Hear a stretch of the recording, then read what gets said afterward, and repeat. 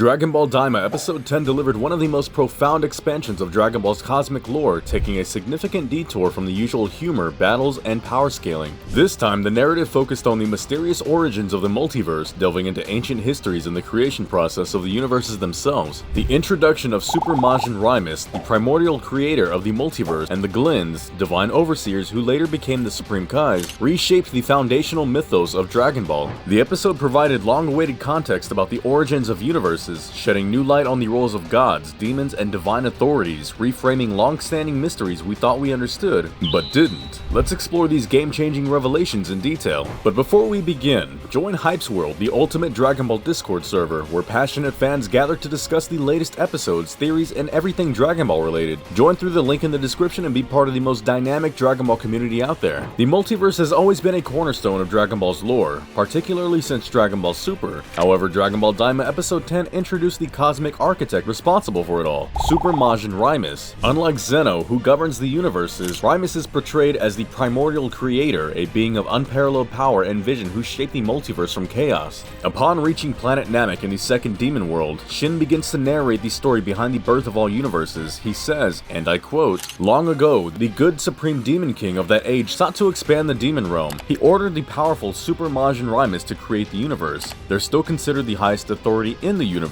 Various universes were created and many Majin began moving to those universes. Rymus then chose a select few from among us Glinds and sent us to monitor the universes as Supreme Kais. Many Glind ancestors moved to a planet near Rymus. Back then, warp was freely used to travel between the realms. Abora, Deborah's predecessor, feared the potential threat of beings from outside and limited the use of warp. Most of the remaining Glinds revolted against Deborah's cruel ways and escaped to the outside universe. I was chosen as Supreme Kai after that." This short speech was packed with layers of untold history that reshaped everything we thought we knew. Let's break it down. First of all, we learned that Rymus was the one who forged the 18 universes at the request of the good Supreme Demon King to expand the demon realm, initiating the grand cosmic design that would serve as the foundation of all existence. This suggests that the multiverse was not the result of some cosmic accident or random occurrence, but rather the result of a purposeful and grand design aimed at expanding the reach and influence of the demon realm. The idea that the demon realm sought to extend its dominion into multiple universes reflects the nature of the demon kings, who have historically been depicted as power-hungry and expansionist. However, the fact that the good Supreme Demon King initiated this endeavor implies a time of relative peace or cooperation among the demons before darker, more ruthless figures like Abora rose to power. Super Majin Rymus, being the cosmic architect responsible for the creation of the universes, raises a question. How are Rymus and Zeno related? Well, it's simple, but you need to listen carefully. Unlike Zeno, who maintains order through destruction, Rymus's role is that of the creator, shaping the multiverse from the chaos of existence. Introducing such a character adds a new layer to the Dragon Ball mythos, introducing a being who, while powerful, is not bound by the current laws of the multiverse. Rymus's abilities appear to be beyond anything previously imagined in Dragon Ball, granting them the power to not only create entire universes but also imbue them with life, purpose, and balance. This stands in stark contrast to the current role of Zeno, who oversees destruction and resets but does not possess the ability to create or shape the cosmos in such a profound way, given that we've only ever seen him wipe out universes and timelines but never create one. He was the one who wiped out 6 of the 18 universes created by Rymus and erased the entire future timeline at a whim. While Zeno is the being who has ultimate authority over the universes in the present timeline, Rymus's position in the Dragon Ball lore predates Zeno's reign. Rymus seems to represent a higher order of existence, one that predates even the Supreme Kais and the gods of destruction. Rymus's creation of the universes wasn't just about order or destruction, it was about vision, purpose, and the establishment of a cosmic balance that would last for eons. This position of creation makes Rymus more akin to a godlike being who shapes existence itself, while Zeno's role is more akin to a caretaker who oversees what already exists. There's another possibility if we look a little deeper, considering the relationship between a god of destruction, his attendant, and the Supreme Kai. The Supreme Kai is responsible for maintaining cosmic balance, aiding in the creation of life, and guiding the flow of energy in the universe. His role is one of nurturing, stewardship, and guidance, whereas Beerus is a being of ultimate power whose primary duty is to maintain balance through destruction. Beerus's role as the god of destruction is to eliminate threats to the universe, remove potential imbalances, and ensure that life does not spiral out of control. The relationship between Shin and Beerus is one of balance and complementary duties. Shin represents creation and the continuity of life, while Beerus enforces order through destruction, eliminating any threat to the natural cycle of the universe. The two are fundamentally intertwined, with Beerus relying on Shin's guidance, while Shin defers to Beerus's power when it comes to ensuring the stability of the universe. We get a hint of this moments when the Grand Priest declared that the Universe 7's average mortal level ranked second from the bottom, as Beerus and Shin both blamed each other for that. Similarly, the role of Super Majin Rymus parallels the position of Supreme Kai Shin in the grand calculus of the multiverse, while Zeno aligns more with the function of Beerus, albeit with key differences in their roles. The same goes for Whis and the Grand Priest, with Whis being the attendant of Beerus, the Universe 7 god of destruction, and Grand Priest being the attendant of Zeno, the multiversal god of destruction. In short, Zeno is like the Supreme Kai of destruction,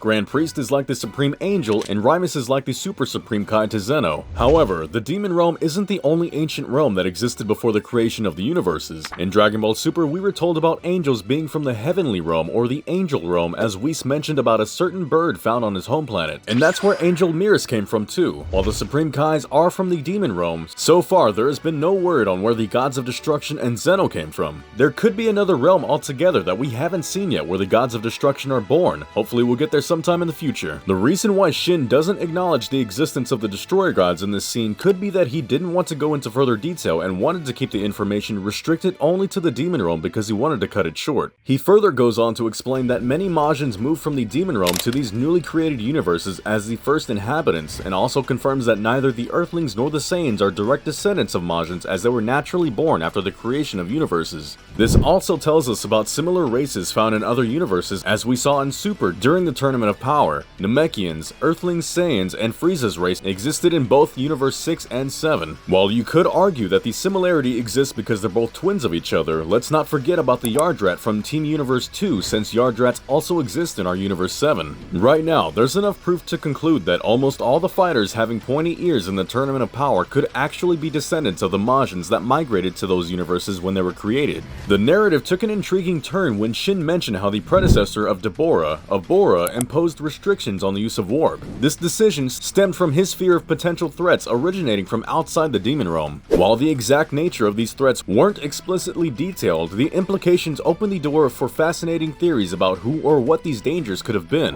It's possible that Bora foresaw the rise of destructive forces like the Gods of Destruction, whose duty is to maintain balance through destruction. Unlike Zeno, who can erase entire universes with a snap, the Gods of Destruction are more focused on targeted elimination, possibly including entire realms if they threaten universal stability. Perhaps the most compelling theory is the possibility of war between the Angel Realm and the Demon Realm. The concept of angels versus demons has always been a topic of discussion in the community, which isn't wrong to think about either, since we already had both species introduced to us. An angel versus demon war could explain Abora's paranoia and his decision to close off the Demon Realm using warp restrictions. This restriction of warp travel could be more than just a historical note, as it might foreshadow a future storyline, possibly in Super, where these ancient threats return. If Dragon Ball Daima continues exploring the origins of the multiverse, we may get to know about the actual reason behind Abora's decision, possibly triggering an angel versus demon conflict, or even the rise of a new cosmic threat linked to Rymus's past creations. This narrative potential adds depth to Dragon Ball's lore, setting the stage for an epic cosmic showdown that reshapes the multiverse forever.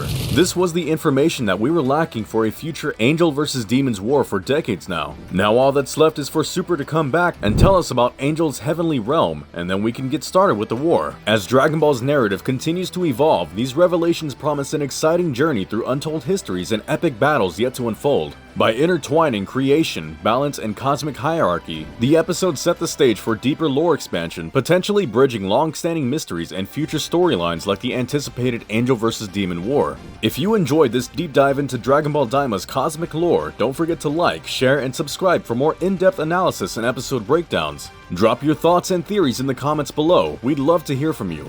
Thanks for watching, see you in the next one.